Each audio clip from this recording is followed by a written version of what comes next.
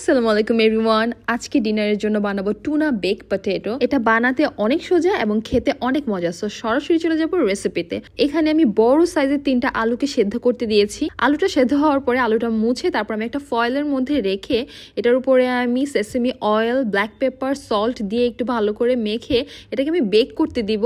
এটা সরাসরি ওভেনে বেক করা যেত, বাট আমার সময় অত ছিল না, তাই আমি আগে সেদ্ধ করে নিয়েছি। ওভেনে জাস্ট 10-15 মিনিটের জন্য 180 ডিগ্রিতে আমি এটাকে একটু বেক করে নিব। যেহেতু টুনা বেক পটেটো করবো, সো একটা টুনা ফিশের ক্যান নিয়ে নিয়েছি এখানে আমি। এই টুনা ফিশটা কিন্তু অলিভ অয়েলের মধ্যে ডিপ করা ছিল, সো তারপরে আমি অলিভ অয়েলটা অ্যাড করিনি, অলিভ অয়েলটা আমি ফেলে দিয়েছি। জাস্ট নর্মাল একটা মেয়োনিজ নিব সিরাচা সস, একটু ঝালঝাল করব।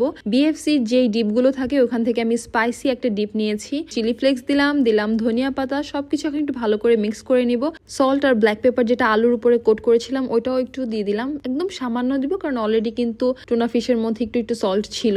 সো আমার এখানে আলুটা বেক করা শেষ। আলুটা বেক করার কারণে উপরের খোসাটা কিন্তু খুবই ক্রিস্পি হয়ে গিয়েছে, আর সেসেমি অয়েলের যে সুন্দর একটা স্মেল আসছিল। সো আলুটাকে আমি জাস্ট মাঝখান থেকে কেটে একটু ম্যাশ করে নিয়েছি। উপরে অনেকগুলো বাটার অ্যাড করেছি, আর প্রিপেয়ার করে রাখা টুনা ফিশটাও উপর দিয়ে দিয়েছি। আর এখন উপরে অনেকগুলো পরিমাণে মোজারেলা চিজ দিয়ে দিব, আর দিব অল্প একটু পরিমাণে ধনিয়া পাতা। তারপরে মাইক্রোওয়েভে 2-3 মিনিটের জন্য দিয়ে চিজটাকে একটু মেল্ট করে নিব। উপরে একটু সিরাচা সস দিয়ে দিব, তারপরে মজা করে রাতে ডিনারটা এনজয় করবো। So it's all for now, in the next video. Bye, thanks for watching.